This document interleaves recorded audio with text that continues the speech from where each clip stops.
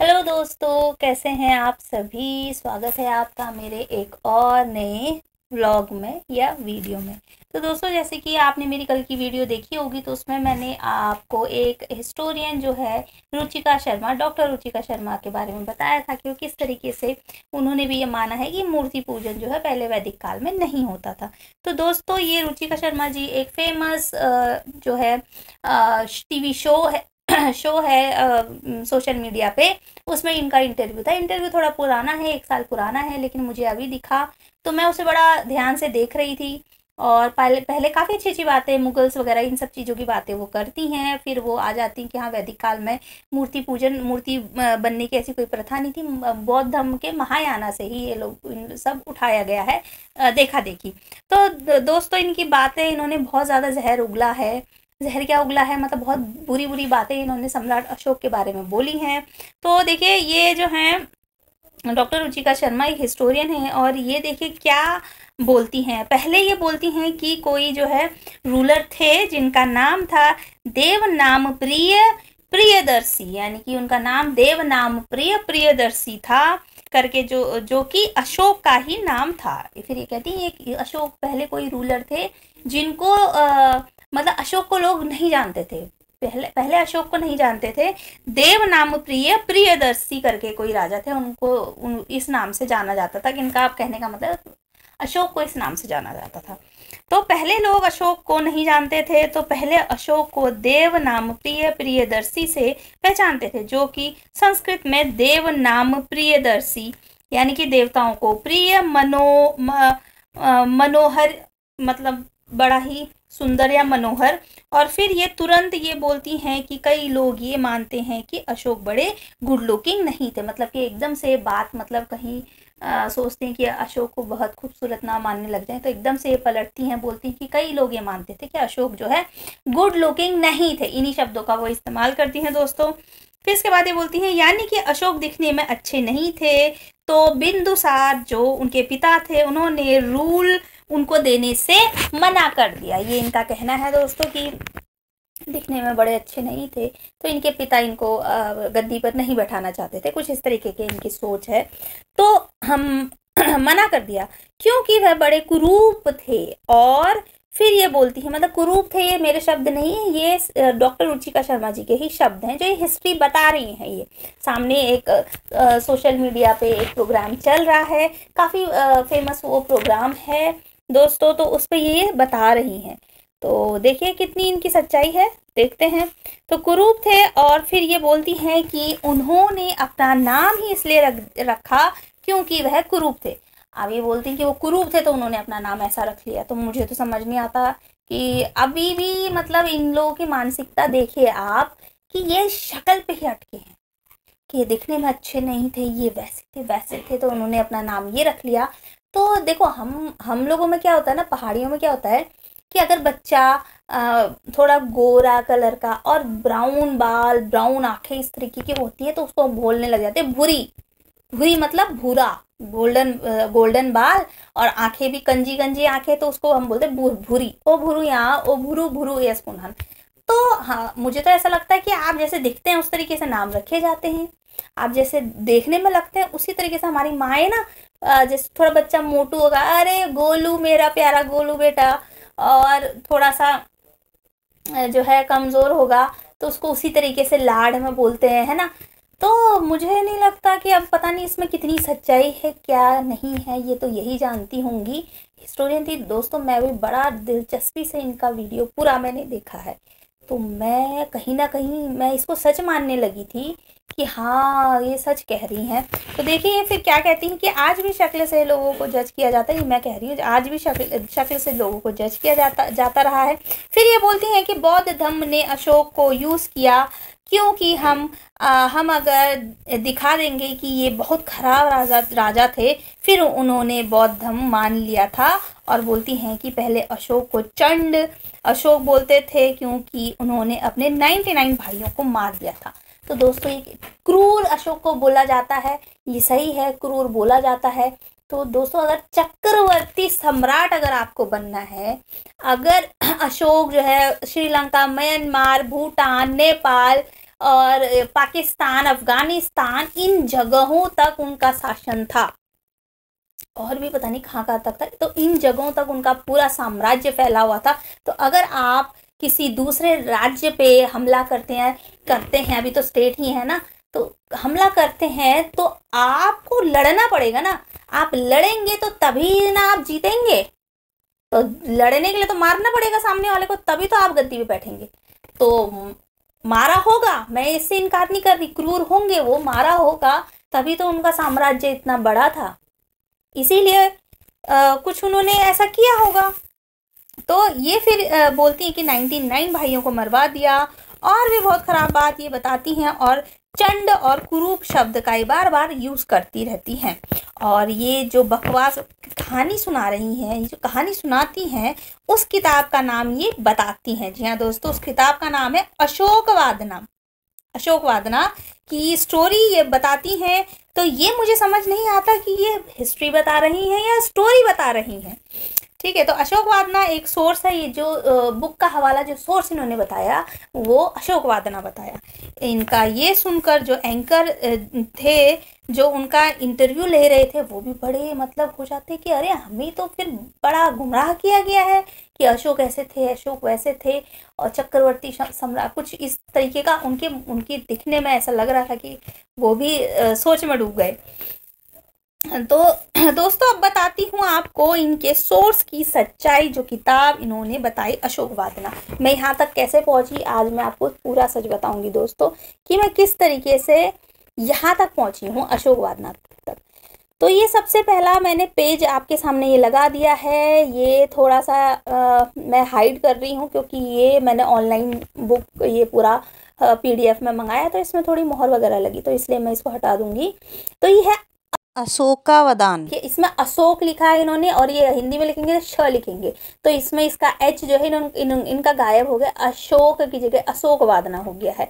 ये संस्कृत टेक्स्ट है, और कंपेयर्ड विद चाइनीज वर्जन से ये कंपेयर्ड किया है इन्होंने। और संस्कृत टेक्स्ट है, संस्कृत टेक्स्ट ही होगा दोस्तों, क्योंकि इन्होंने ही सारी किताबें लिखी हैं, ब्राह्मणों ने ही सारी किताबें लिखी हैं। जब पढ़ाई लिखाई का अधिकार उनके पास था, तो सारी बुक्स उन्होंने ही लिखी है, ट्रांसलेट उन्होंने ही की हैं। और फिर ये देखिए, जो ये ट्रांसलेट किया है, सुजीत कुमार मखोपाध्याय जी ने ट्रांसलेट किया है। तो चलिए, इस किताब में क्या क्या इन्होंने लिखा है। तो ये जो कहानी सुना रही थी दोस्तों, ये शुरू होती है यहाँ से। देखिए, मैंने पेज सामने लगा दिया है। Ashoka the empire before his conversion to Buddhism. Ashoka, the son of Bindusara, had just come to the throne of Patliputra. The young king soon became notorious of his cruelty. के लिए वो जो ये बच्चा है, वो बहुत जल्द ही अपनी क्रूरता के लिए जाना जाने वाला था। One day he beheaded his 500 ministers. On another occasion he burned alive his 500 queens. एक दिन उसने 500 अपने मिनिस्टर्स का सर कटवा दिया, और दूसरे ओकेजन पे उसने अपनी 500 रानियों को जला दिया। विद हिज ओन हैंड, अपने खुद के हाथों से। Whereupon his friend the minister Radha Gupta said, it does not look well for an emperor to kill the कर्परेट हिमसेल्फ। उसने बोला कि सर, ये अच्छा नहीं लगता है कि राजा खुद अपने हाथों से इनको मारे। तो फिर वो बोलते हैं, why does not your magistracy engage and executions. आप मतलब कि आप किसी को रख क्यों नहीं लेते।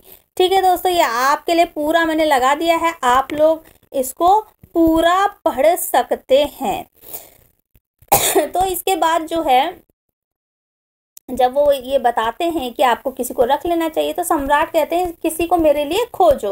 उस समय एक पहाड़ी के नीचे एक गांव में एक बुनकर रहता था, जिसका एक बेटा था, जिसका नाम गिरिका था। बचपन से ही वह बहुत क्रूर था। बचपन में वह चींटियों और मक्खियों को मारता था। जब वह छोटा था, तब उसने पक्षियों, चूहों और इसी तरह के अन्य जानवरों को मार डाला था। वह अपने बड़ों के साथ उतना ही असभ्य था जितना अपने कनिष्ठों के साथ, और अपनी क्रूरता के कारण वह पूरे देश में कैंडा क्रूर गिरिका के नाम से जाना जाता था। राजा के अधिकारियों ने उससे मुलाकात की और पूछा, क्या आप राजा के अधीन जल्लाद के रूप में कार्य कर सकेंगे। क्यों नहीं? उन्होंने उत्तर दिया, मैं एक विशाल जम्बूद्वीप में रहने वाले प्रत्येक व्यक्ति को मारने में सक्षम हूँ। ये पूरा इसका हिंदी में अनुवाद है दोस्तों, आप लोग पढ़ सकते हैं। और जो इस पूरी कहानी बताता है, इस पूरे षड्यंत्र को जो है एक लाइन में ही इसकी सारी सच्चाई जो है सामने आ जाती है दोस्तों। वो पेज मैं लगाती हूँ आपके सामने अभी। देखिए दोस्तों, ये पेज देखिए आप, और इसकी जो लास्ट की लाइन है, सबसे लास्ट वाला जो पैराग्राफ है, दिस स्टोरी से आप पढ़िए। सबसे लास्ट वाला पैराग्राफ में, this story must be read as a story and not as history. ये लेखक को भी पता था कि मैं इतना कुछ बोल रहा हूँ तो मुझ पे सवाल उठ सकते हैं, तो उन्होंने स्पष्ट ये लिख दिया है कि ये जो स्टोरी है इसको सिर्फ और सिर्फ स्टोरी की तरह देखा जाए, ये हिस्ट्री नहीं है। इन्होंने साफ साफ यहाँ पे लिखा है। तो once thing is to be noticed, it is the tone of religious propaganda. Even the most cruel man in the world can be changed into a great compassionate one by the influence of Buddhism। मतलब कि इन्होंने साफ साफ लिखा है कि ये जो है ये एक स्टोरी है, इसको जो है स्टोरी की तरह ही पढ़ा जाए, है ना। तो ये पढ़ा जाना चाहिए और किसी भी चीज पर ध्यान नहीं दिया जाना चाहिए। यह धर्म का स्वर है। ये देखिए इन्होंने पूरा लिखा है। तो दोस्तों, ये मुझे समझ नहीं आता, जो ये राइटर है इन्होंने सब कुछ ये सब लिखने के बाद फिर एक लाइन छोटी सी उसमें डाल दी। तो मैं ये जब इनका इंटरव्यू देख रही थी तो मुझे इन पे डाउट तब हुआ जब ये बहुत ही ज़्यादा खराब ये बोल रही थी, तो मुझे डाउट हुआ। तो इनका नाम जो है मुझे कुछ याद आने लगा।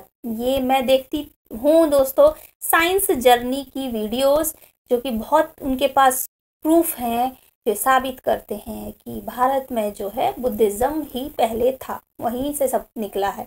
तो मैंने देखा था इनका एक वीडियो कि उसमें जो है ये रुचिका शर्मा जी इनको जो है वो बुलाते हैं, आप आके डिबेट करिए। वो जो है वीडियोस कम डालते हैं, लाइव डिबेट उनकी चलती हैं। तो डिबेट में आप जाइए, आपको इतना ही क्वेश्चंस पूछने हैं तो वहाँ पूछ सकते हैं। तो वो डिबेट में उनको वो बहुत भला बुरा कहती हैं कि आप कैसी वीडियोस डाल रहे हैं, आप हिस्ट्री को गलत पढ़ा रहे हैं, ऐसा वगैरह वगैरह करके उनको बोलती है। उनके सामने किसी की नहीं चलती है दोस्तों, उनके सामने सबके मुंह बंद हो जाते हैं। वो इतने ज्ञाता हैं, इतने बड़े, वो उनको बहुत ज्ञान है। तो ये मुझे लगा कि ये आएंगी, उन्होंने ये छोटा सा फोटो डाला था, फिर मैंने वो वीडियो देखा उनका, तो उसमें नाम इनका लिखा था रुचिका शर्मा। तो कहीं कहीं मुझे खटका, और जब मैंने वो वीडियो जाके देखा तो मैं उनका वेट कर रही थी कि आएंगी, करेंगी तर्क और पूछेंगी, लेकिन ये नहीं आई, उसमें लाइव में आई नहीं। तो वहाँ से मुझे ध्यान आया कि अरे ये तो वो है, और इसके नाम से इसकी शक्ल बहुत ज़्यादा उतना मुझे समझ में नहीं आई थी।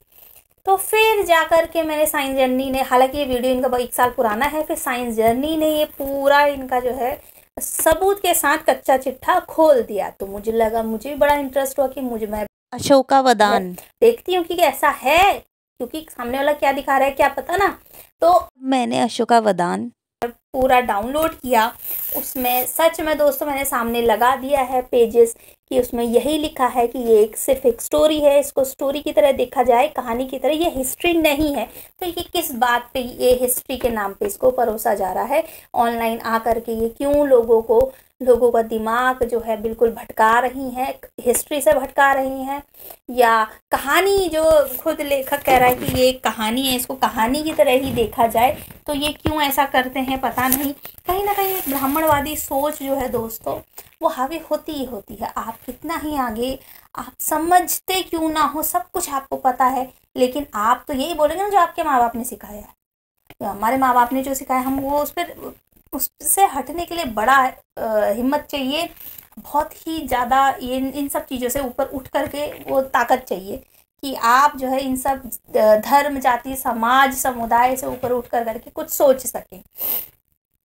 तो देखिए दोस्तों, इस तरीके से जो है हम लोगों को गलत चीज़ें पढ़ाई जाती हैं, हम लोगों को गलत चीज़ें मानने पर हम लोग मजबूर हो जाते हैं। मैं भी मान लिया था, मैंने भी मान लिया था, लेकिन जब मैंने ये थोड़ा सा दिमाग में खटका ज़रूर, क्योंकि इतना विरोध कोई नहीं करता है दोस्तों, जिसको पता होता है।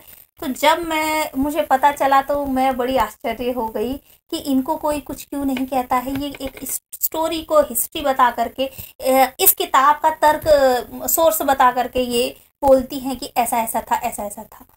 तो बड़ा ही ताज्जुब होता है मुझे ऐसे लोगों को देख के। मुझे तो आ करके लोग बोलते हैं कि आप ऐसा कर रही हैं, हम आपको ऐसा कर देंगे, वह गालियां देते हैं आ करके। इन्हें कोई कुछ नहीं कहेगा, इन्हें कोई कुछ नहीं कहेगा, ये चाहे कितना ही गलत पढ़ा दे, क्योंकि एक वो है ना ब्राह्मणवादी सोच, वो ऐसा ही करेगी। इन्हें कोई कुछ नहीं करेगा, जितना ही खराब पढ़ा ले सब इनके सपोर्ट में ही रहेंगे। हम लोग के सपोर्ट में दोस्तों बहुत कम लोग होते हैं, क्योंकि आप लोग को पता है ये हमको अपने नीचे दबा के रखना चाहते हैं, रखते आए हैं और रखना चाहते हैं। चलिए वीडियो बहुत लंबा हो जाता है दोस्तों फिर, तो अब मैं इस वीडियो को यहीं पे अंत करना चाहूँगी। और आप लोग भी देखें किस तरीके से हम लोगों को गलत चीज़ें दिखाई जाती, गलत चीज़ें हम लोग सुन करके उस पर यकीन भी कर लेते हैं दोस्तों। तो बहुत बहुत धन्यवाद इसमें मैं देना चाहूँगी साइंस जर्नी जी का, कि मेरी भी आंखें उन्हीं की वीडियो देखने के बाद खुली हैं। तो अगर मैं वो वीडियो ना देखती तो मैं ये टॉपिक ना बनाती और मैं यही सच मान करके बैठ जाती। कितने ही लोग आप जैसे सच मान करके इसको बैठे होंगे। तो चलिए दोस्तों, मिलते हैं आपसे एक नए ब्लॉग में नई वीडियो के साथ, देखते हैं और क्या इंटरेस्टिंग मैं लेके आती हूँ।